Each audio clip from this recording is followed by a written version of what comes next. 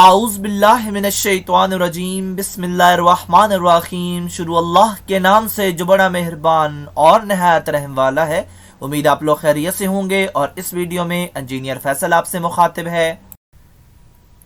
आप देख रहे हैं पाकिस्तान का सबसे बड़ा channel chemical engineering edge tech, जो कि केमिकल इंजीनियर्स और डीए केमिकल के स्टूडेंट्स के लिए तैयार किया गया है।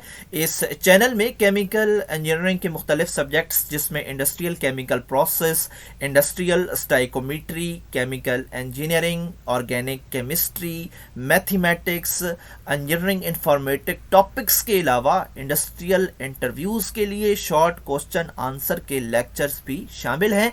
आप मेरे चैनल को सब्सक्राइब करेंगे तो मेरी हर लेटेस्ट वीडियो आपको मिलती रहेगी।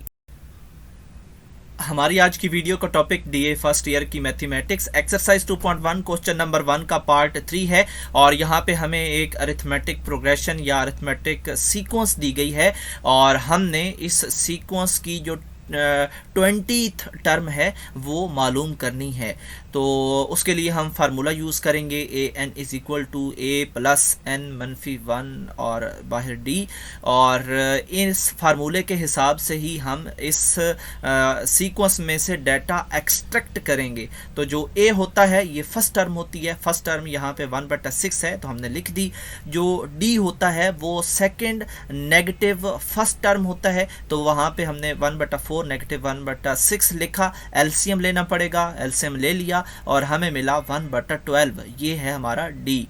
और इसी तरह मैं आपको पहले भी बता चुका हूँ कि जो इस तरह की सीक्वेंस होती है और जिस टर्म के ऊपर टीएच लिखा हो वो हमारा एन होता है। और ये एन इस फार्मूले में दो जगह पे पुट किया जाता है, एक तो यहाँ पे जहाँ पे मेरा कर्सर है और एक n-1 में जो n है वहाँ पे भी ये पुट होगा।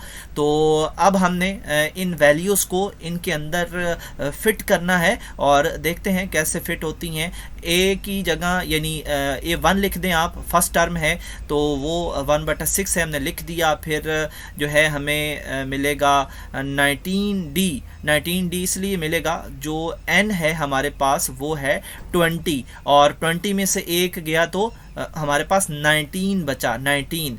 तो जो D है वो हमने पहले निकाला हुआ है और वो हम यहाँ पे लिखेंगे। अब नेक्स्ट स्टेप में जो 19 है ये 1 से मल्टीप्लाई हो जाएगा और इसके बाद हमें 2 बटे वाली रकूम मिलेंगी और फिर हमें मजबूरन इनका एलसीएम लेना पड़ेगा। इसके अलावा इनका कोई सलूशन नहीं है।